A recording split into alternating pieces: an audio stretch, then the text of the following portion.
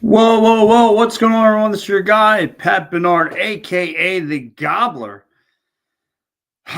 The winning streak is finally over, and there's a lot of pluses and negatives you can take away from this game. And oh my gosh, I thought I was listening to the Washington broadcast between Greg Olson and Mr. Davis.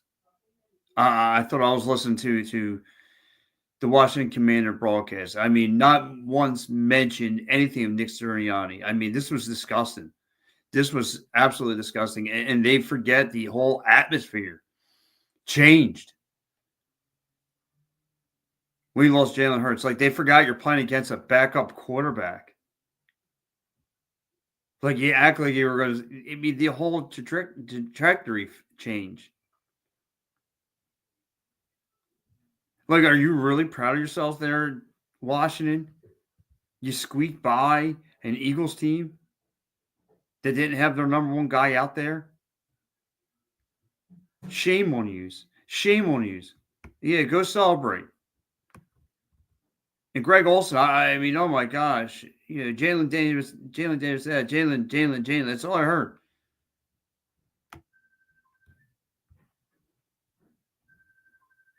Jaden this. Come on. So let's start off, getting Kenny Pickett today. We lose Jalen Hurts today. That was obviously the big story of the nut day, going underneath the concussion protocol. But it sucks because you lose Jalen Hurts, and this whole thing just the atmosphere of this whole game just turned around, and the Eagles did not have an answer.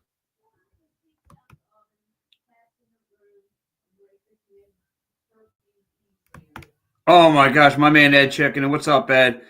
Ed checking in goes, all Greg Olson talks too much. Yeah. Oh my gosh. He said they didn't deserve the win for sure. Yeah, listen, look, kudos to them, right? Because I'll give the Commanders one thing. They did blitz a lot. Yeah, and of course, I would be doing the same thing to a backup quarterback. To me, Tanner McKee should be getting the start, but hey, look, I'm not the coach. But yeah, and listen, Kenny Pickett got blitzed all day, and especially in that second half. Especially in that second half. And the Eagles did not have an answer.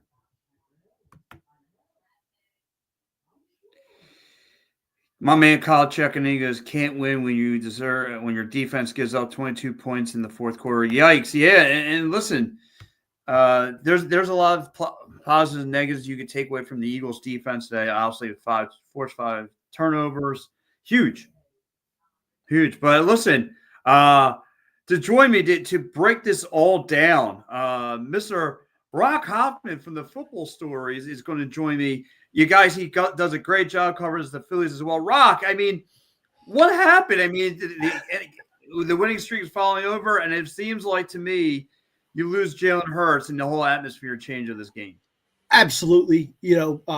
They pointed out during the broadcast how, it changes the way the Eagles were calling the play, but I also think it changed the way Washington, my cat Buster's here, by the way. That's fine. Hi, Buster. How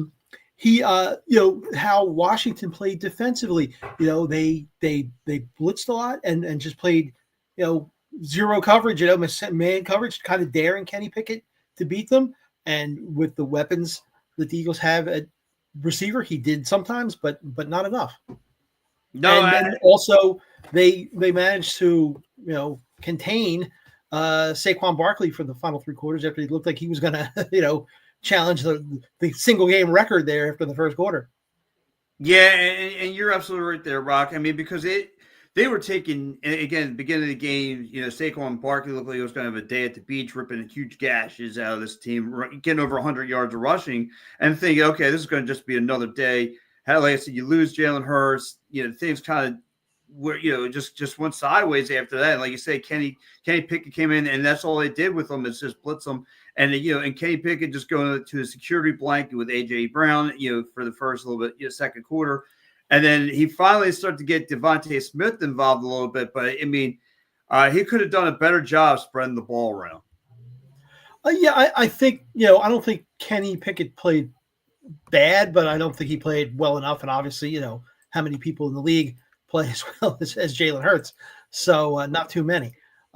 So to ask him to play like Jalen Hurts is hard to do. And like we said, they changed things around and got out of maybe away from their game a little bit, and weren't able to get the job done. And then I don't know that we were expecting the Eagles defense to allow Washington to score 22 points in the fourth quarter and steal the game.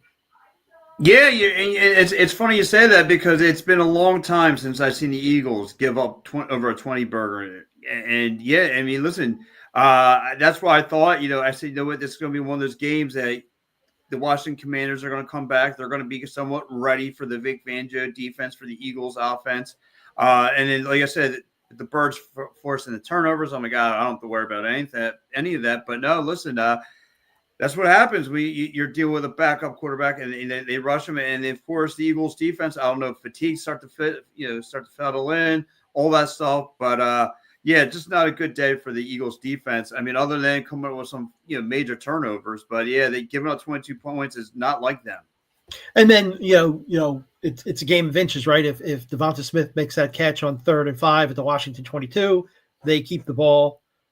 Whether they run out the clock because there was 2:02 or 2:07, I guess the 2:02 when that play ended. So on the Jake Elliott field goal that put them up 5.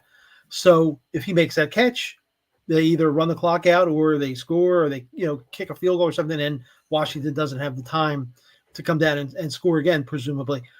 So it is a lot of little things kind of went wrong there too. So it's but all that being said, I think we have to keep it in perspective and not panic. It was one game against a division opponent that has a dynamic rookie quarterback.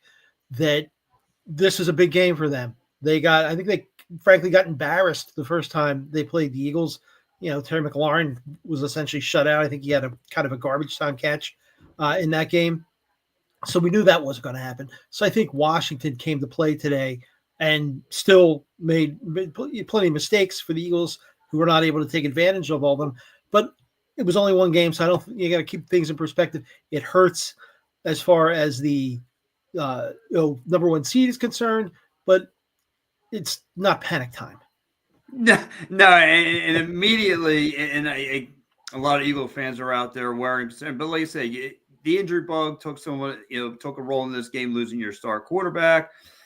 Like you said, it's just one game, and there was a few mistakes on the offense side of the ball as well. Like you said, a couple drop passes from Saquon. There was one to Saquon. There was one to Devontae. I mean, there was a couple that could have been A.J. Brown that were right in their grasp of their hands, and they were just coughing them up. So, no, yeah, you at that you can't blame that on Kenny Pickett. But yeah, there was the one deep ball to Saquon that Bobby Wagner made a great play on, go into the ground and knock the ball out. I mean, if that's changes the complexion of the drive, maybe if he's able to hold on to that. So it's a lot of little things, and it's you get the ball 5 times on turnovers and you're not able to win the game.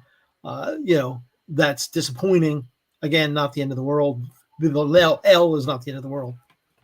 No, so I mean, and just to go touch on a little bit more about the defense. Who was it for you that was like the real playmaker, though, of today? What were some of the positives, though? I mean, like we talked about the 4 turnovers. What were some other positives that you saw? Well, I mean, like I said, I thought Kenny Pickett played well. Not great, but okay. So I think that answers a question. I mean, a lot of fans had that, if Jalen goes down, or, can we count on Kenny Pickett? And I think that Eagles fans can in the long run.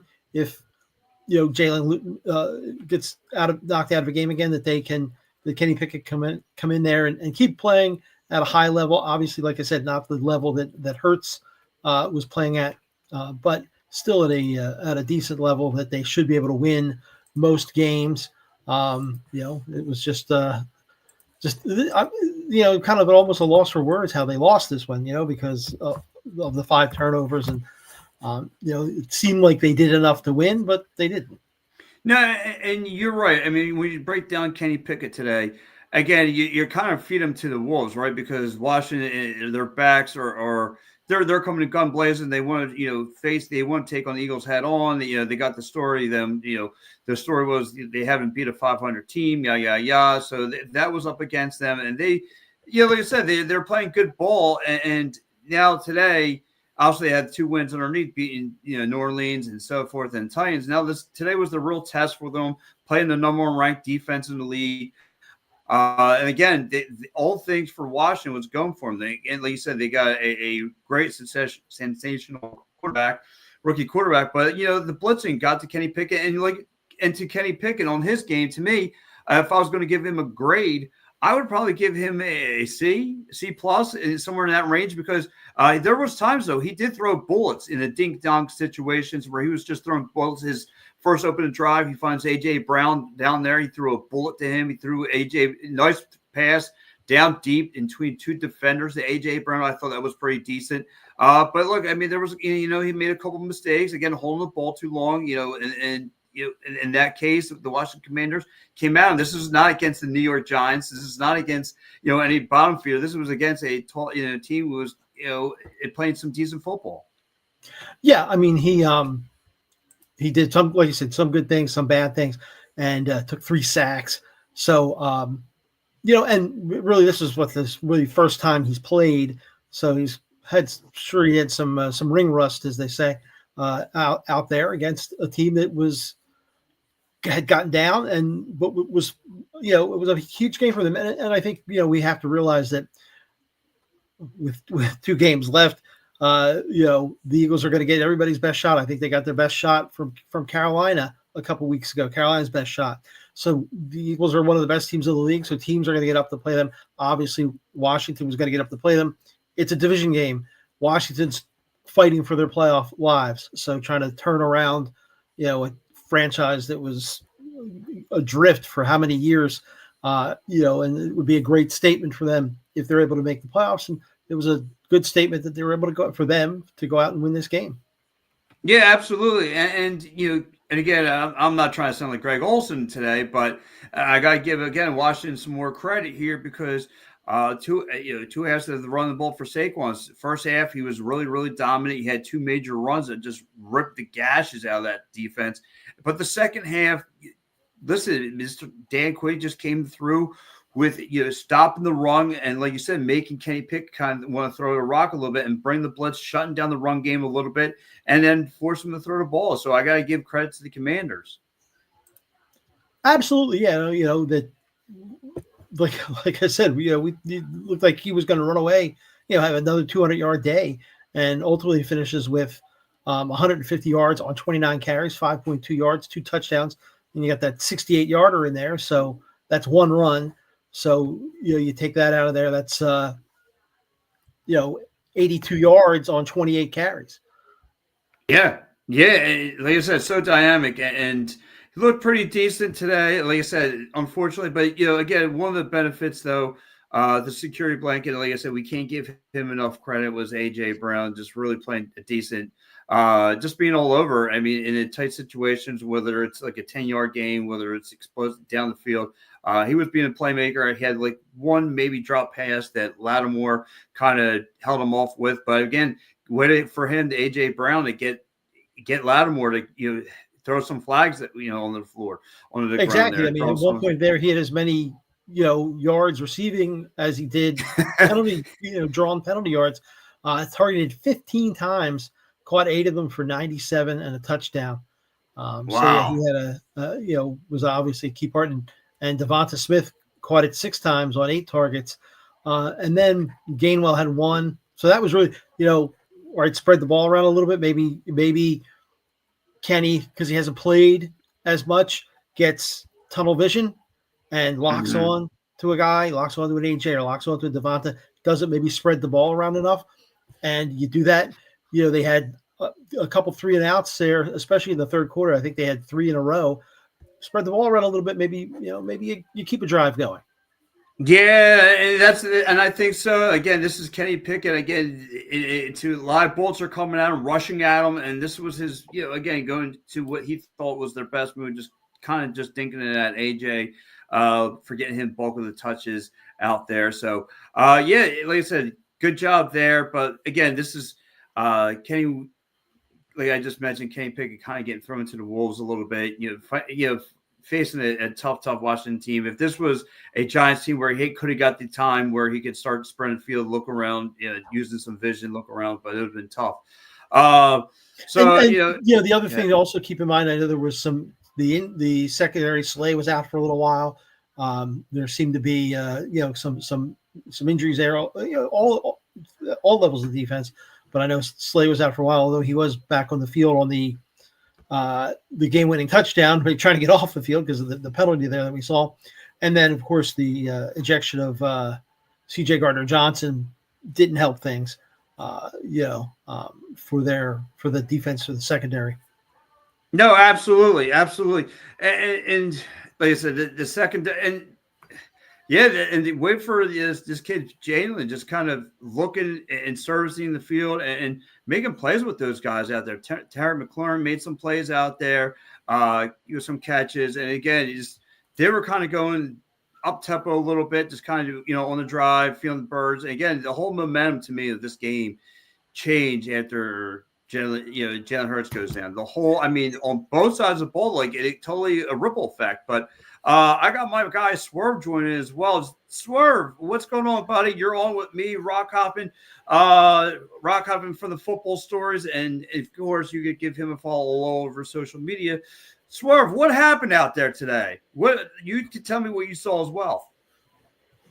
Jalen Hurts going down early changed the complexity of this game.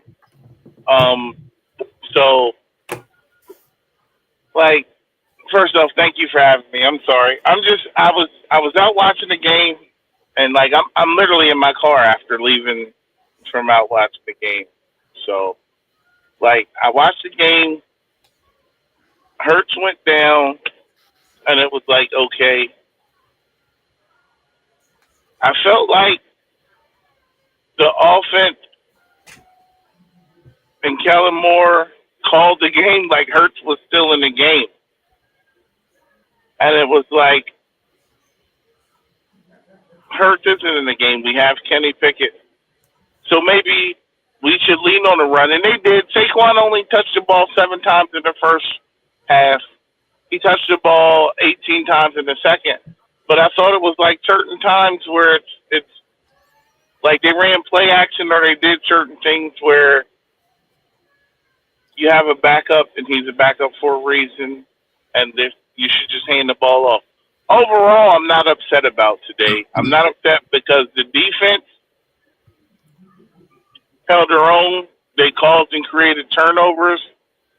CJ getting ejected for his second personal played a big deal into the second half.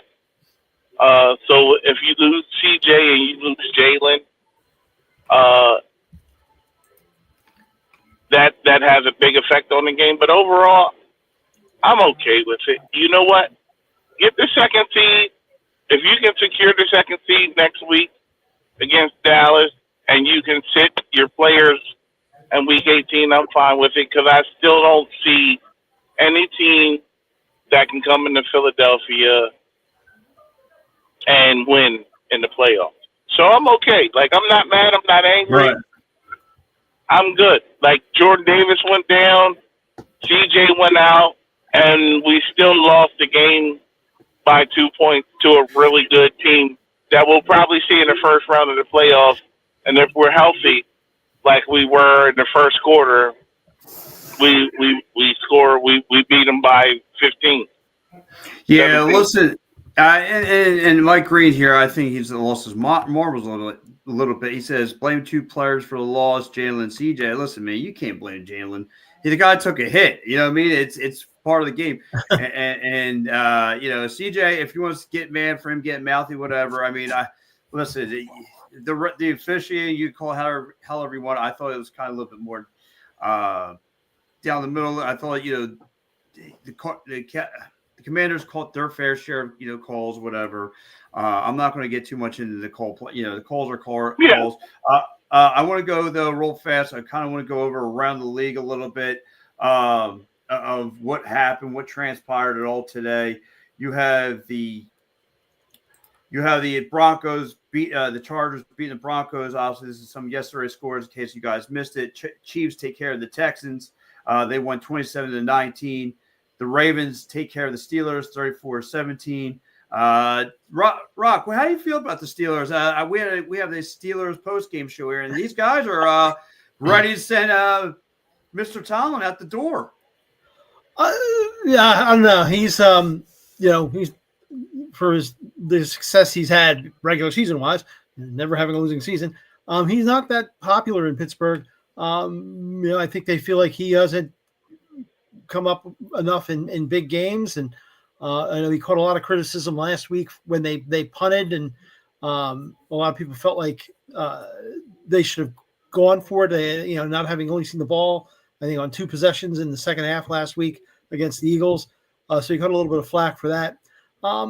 I think he's done a good job and has done a good job of using that quarterback situation that's worked perfectly, I think, for them. And Russell Wilson goes out and has a bad game against the Ravens, and most times you can't turn the ball over and expect to win.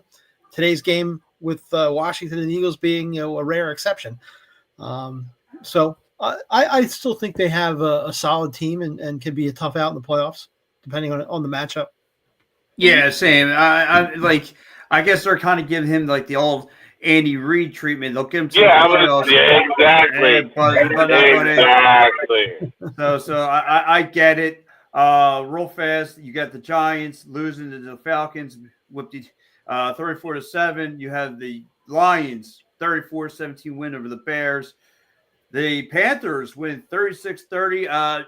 Swerve, I'm going to give this one to you. The Panthers look like the team ready for the future, would you say? Listen, Bryce Young, since being named the starter again, the Panthers have played the Chiefs tough. They played the Eagles tough. They played the Bucks tough. And then they went out and they beat the Cardinals right now. So the Panthers look like they're headed in the right direction. It's all about, and this goes to something we said years ago, years ago, where I was saying that how I hate that the league has become a microwave league, and it's like you have to win instantly. And if you draft somebody in the first round, they have to come in and contribute instantly, when that didn't happen before, especially at the quarterback position. So you have your Jaden Daniels success stories, and you have you have a Carson Wentz. Carson Wentz came in and he was good the first year, and the second year he was amazing. And then you have your Pat Mahomes. But dude, these kids are still kids, and they're coming in and they're playing at the highest level possible for their profession. So sometimes it takes a little while to get used. It takes a while to adjust. And it takes a while to figure certain things out. So Bryce Young, he's tiny, he's small, all those knocks. But the last 6 weeks, Bryce Young has played really good football, and the Panthers have been competitive against some of the better teams in the league. Yeah, the Panthers. When he was 17 to 26, 158 yards, 2 touchdowns, no interceptions, ran the ball 5 times for 68 yards, scored there, and they got Hubbard, who ran the ball for 152 yards on 25 carries. So, I mean, you run the ball and your quarterback doesn't turn the ball over. That's a recipe for success. You got a really good chance of winning. I don't care who you play. Right, yeah. And then they look good. Again, Panthers win today. You have the LA Rams today winning 19-9 over the Jets. You have the Birds also losing. They're finally, the winning streak is finally over. The Battle of Ohio, you have the Bengals taking care of the Browns, winning 24-6. You have the Colts winning 38-30 over the Tennessee Titans. The games are getting underway. One of the games, probably one of the better games on the slate today. The Seahawks and the Vikings. Rock, I'll toss this one to you. Who do you have winning that one today? I like the Vikings in this one. They jumped out to a 7-0 lead, but it looks like the Seahawks have tied it up. I just think the Vikings have more than the Seahawks do as far as an offense, especially. So I like them to win it. Me There too. you I go. agree with that. Then you have the Jacksonville Jaguars getting started with the Raiders. Nothing, middle of the first. You have the Buffalo Bills and the Patriots. Patriots up 7-0 right now towards the end of the first. You have the Dolphins and Niners getting things underway out there in Miami. Nothing towards the end of the first. And then later on tonight, we have Swerve's favorite team, the Cowboys, taking on the Tampa Bay Bucks. No, I'm only messing. That's going to be your Sunday night slate. And then, of course, tomorrow, probably you have one of the, I would say, a decent game. You have the Packers and the Saints colliding head-to-head. So that'll be your wrap. But, yeah, let's get back into this. And Swerve, I'll swerve this question to you. Here goes Mike Green. I don't know what he's drinking today, but he says 250 million quarterback and his reckless play. Again, doesn't slide on his feet first. Listen. Mike Green, you need to calm down. And it's a PG show, so that's how I'm going to address it. Like, bro, he's scrambling. He's scrambling. He made a play. He picked up the first down, and the play was literally late. Like, the dude dove on him after he was already tackled. Reminiscence of Jadeveon Clowney hit on Wentz. Like, Hurts did nothing wrong. The Hurts haters are such trash people. But I'm glad they got to see what this offense looked like without Jalen Hurts today. So now you can shut up. Hurts haters, shut up. Like, this offense looked so disgusting, and the game plan completely changed without him. But Mike Green, realistically, this is what you want. This is what you asked for. You hate on Hurts daily. You give Hurts negative energy. He got hurt 11 plays into the game, and we had a first round draft pick, and Kenny Pickett's leading this offense, and we lost. We lost the game. If Hurts is in this game, we win by double digits. If Hurts is in this game, we win by double digits. But all you Hurts detractors and all you Hurts the antagonists and all everyone who hates Jalen Hurts, congratulations. You got to see what this offense looked like without Jalen Hurts, and it ended the 10-game win streak. Yeah, and absolutely. So, and again, of course, like I said, like I mentioned, without him, Kenny Pickett would come into the game. Did an okay job. If I had to give him a grade, I would give Kenny Pickett a C. Rock, what kind of grade would you give Kenny Pickett there? That sounds about right. C, maybe B minus, but B minus. He gets a little bit ding because you lose the game. I mean, that's the first thing. A lot of people grade a quarterback in is, did you win or lose? And they lost. Right, and unfortunately, like I say, you have to give it. Swerve, I want to give you this one. What kind of grade would you give the defense of the Birds? I honestly think the defense played really well. Like, they forced, 4 turnovers? 5. 4 or 5. They forced 4 turnovers, right? But if you force those, if you force 5, yeah. So if you force 5, 5. I forgot about the last one. If you force 5 and Jalen's in the game, again, there's certain play calls like they didn't go for it on a 4th and 1.5. If Jalen's in the game, you go for it on 4th and 1.5. Like, Devontae Smith dropped the pass. If Devontae Smith catches that pass, I sound like Atlanta in week 2. We're going back to Atlanta in week 2. If Smith catches that pass, we're having a completely different conversation about today. Like, Kenny Pickett did what he did. He kept the team competitive. Yes. Yeah, absolutely. I hope we get the Commanders in the playoffs in wild card weekend with a healthy Jalen Hurts. Like, after watching this game, Lattimore couldn't cover A.J. Brown at all. Devontae, there were several times Kenny Pickett ran right when he could have stepped up in the pocket and delivered. They were players open. And Jalen Hurts, for as bad as people say he is, he doesn't miss those reads. Like, so Washington feel great You won a game, but if Jalen Hurts plays that game, it's a double. It's a Yeah. 2 touchdown. It's a 2 touchdown win. And you saw the beginning, like I said, the turnovers stopping the Commanders on the 4th and 1. I mean, like I said, the whole atmosphere changed once you lost your Jalen, and that, just like I said, sent the ripple effect through on both sides of the ball. AJ, I mean, Rock, I want to give you this one. Grades for AJ Brown today. You got to give an A. Hey, Hey, Yeah. I think both receivers get A's, AJ and Devontae. Yeah, absolutely. I think they get an A. Team overall performance, I'll go first. I think the Birds. I wasn't expecting the defense to give up over 20 points. I think I could go, like I said, if I have to give the team overall, I will probably have to go B-. Rock, I'll go to you. What grade would you give That's this exactly team? where I was thinking B-. They lose the game. They get 5 turnovers, and they should have obviously taken more advantage of that. Similar to like last week, they held the ball for over 36 minutes, so they dominated time of possession.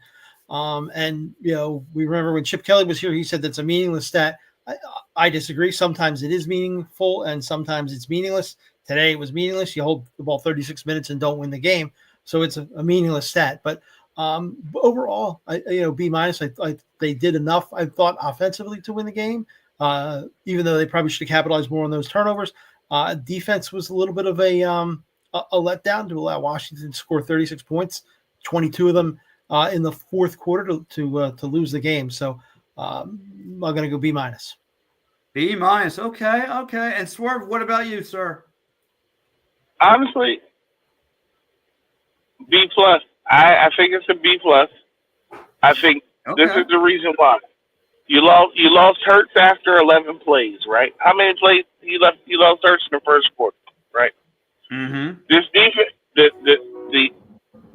this defense has been great because the offense after the first quarter has been able to be the most dominant offensive unit in the league after the first quarter. So now this is the first game where we got out and dominated the first quarter. And the last 3 quarters hasn't played out how we're used to. But because of, number one, wasn't in control. And I think Kellen Moore called the game like number one was still in the game at certain points. It's like you don't have number one and it's 3rd and 8 or whatever, or 2nd and 8. Don't drop back and run a play action pass. Hand the ball off to 26. Mm-hmm. So I think the team played well. I'm not mad at the defense either because the defense played more snaps today, even though we dominated the time of possession. The defense was on the field way longer than what they're used to certain times because we didn't have – it was a 3rd and 2, a 3rd and 1.5, and we a 4th and 1.5. Normally when we go for it with the tush push, we punt it.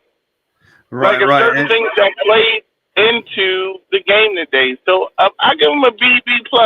Like overall, I just think the play calling was a little off because I think we should have leaned on Saquon and Gainwell a little more. Like if you're in 2nd and 8, run the ball again. But overall, I'm okay. Like I'm not upset. Yeah, and you're right. I can't get mad at Nick Sirianni because listen, he played it safe with Kenny Pickett. Again, he's not trying to have that kid do the tush push. Rock, I'll give you this one, and because Mike Green has checked back into the program again, and he says, "Oh, you can also blame Fangio again, letting the team go down the field under 2 minutes." And I give the D. I give the D in the first half, a B in the second half, and get a D-. Your thoughts on that, Mr. Hoffman? Oh yeah, I mean certainly the defense was a letdown there in that fourth quarter, giving up 22 points. Is unacceptable. So yeah, they maybe even deserve more than a D. or less than a day, whatever. Yeah. Then in that situation, to allow them, Washington's offense to keep them off balance to be able to move down the field like that is a little bit of a disappointment. Yeah, totally. A little bit disappointed. But listen, we're going to wrap up the show here. I want to say, first, Swerve, final thoughts, and where can people find you at? The D wasn't a D. When did Jordan Davis come back into the game? I That's the don't question. think So no Jordan Davis, no Slay, no Slay was Gardner in and out. Johnson. And then so was Sweat. Josh Sweat came in. They were kind of in and out. Yeah, so I'm saying we were beat up. No Hurts, no Davis, no Slade, no Johnson. Eagles fans are the greatest fans in sports, but they can also be the worst fans in sports.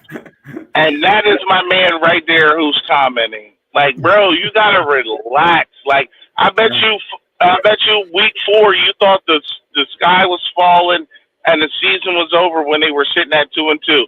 This team literally just won 10 games in a row, and they were up on a playoff team before their quarterback got hurt.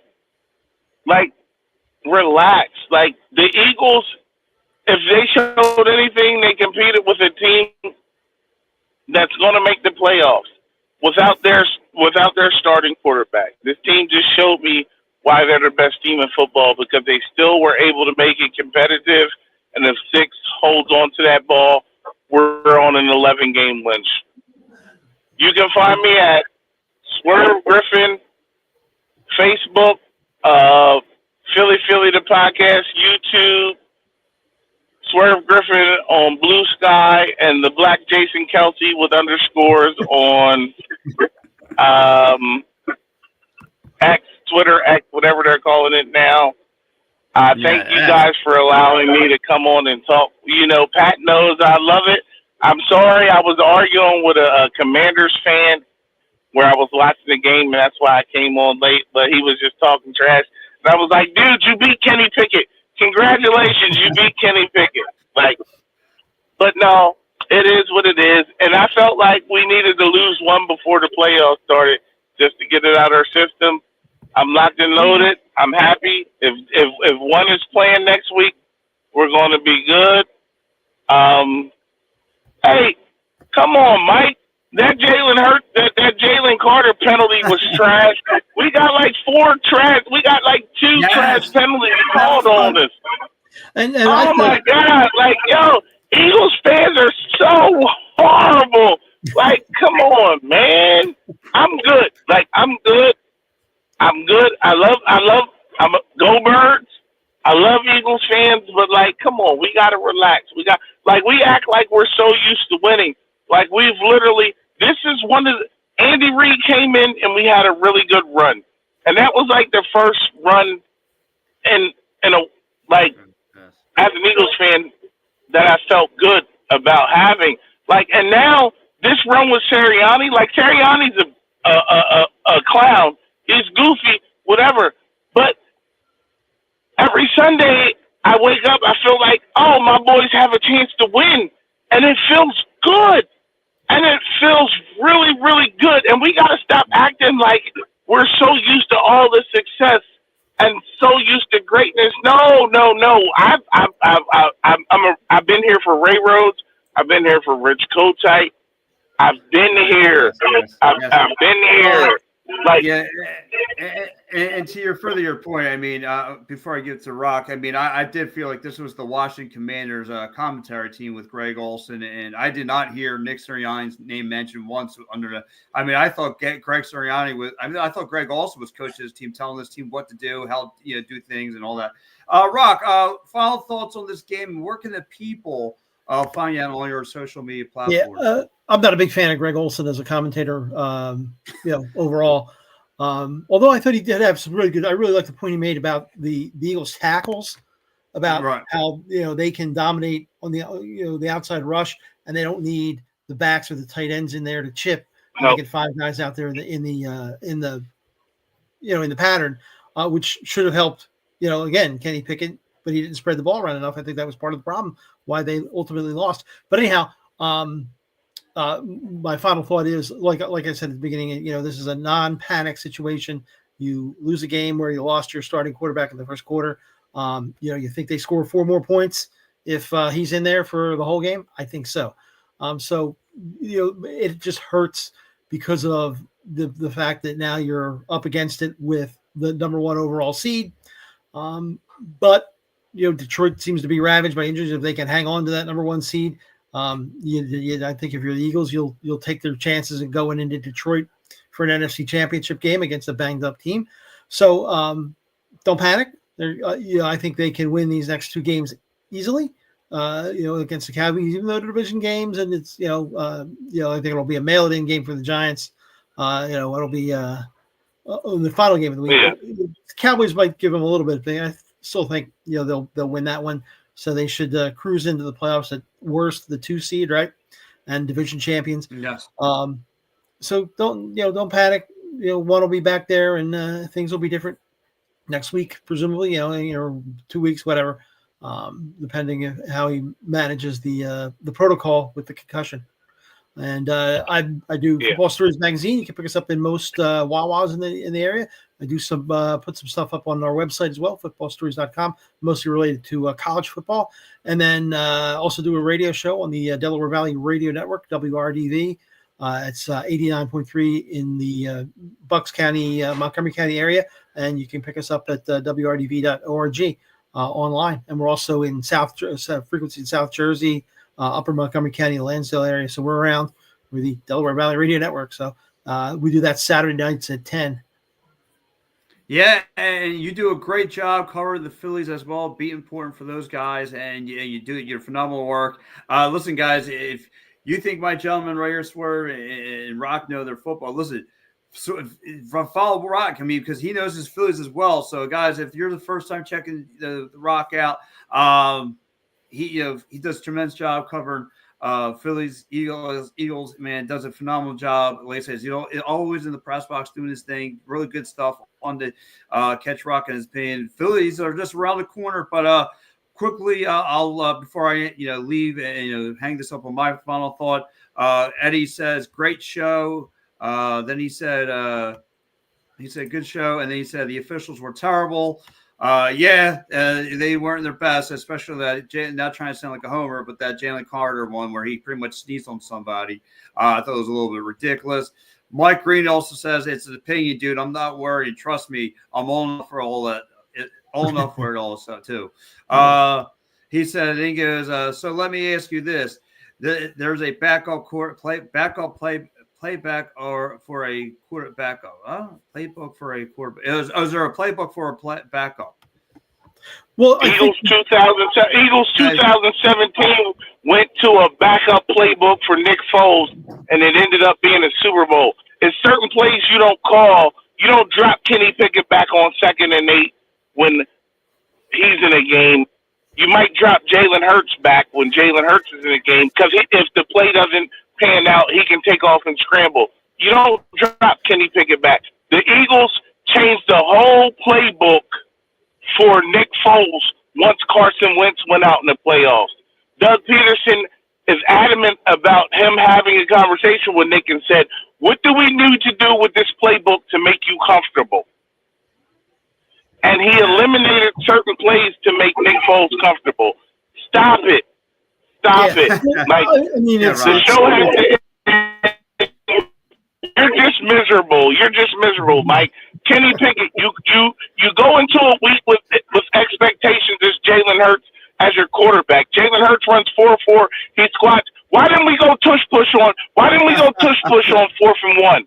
Because Jalen Hurts wasn't in the game. There's 2 different sets of plays you call when Jalen Hurts and Kenny Pickett are in the game. But I know we have to end the show, and I'm calming back down, and I'm going to enjoy my night. Pressure down. Get your blood. Brock, what was your thoughts? I'm sorry. No, but that's coaching is put your players in the position to succeed. So if Kenny Pickett can do some things Jalen Hurts can't, I can't imagine he can, but what they would be, run those plays, right? If he can't do stuff that Jalen Hurts can do, don't run those plays. So, it's kind of basic. I don't know whether it's a huge quantum change of the playbook, but it is, you run what you think that guy can be successful running. Yeah. Carson got hurt in L.A., but the Eagles didn't win. The Eagles didn't win a game until they changed it up and dumbed it down against Atlanta in the playoffs. Come on, bro. Come on, do better. Do better. I can do this. I do this, bro. I literally do this. The playbook, he got hurt in L.A. We won in L.A. They didn't look anything like what they looked until the second half of the Atlanta game. And then he looked great in Minnesota, and he looked outstanding against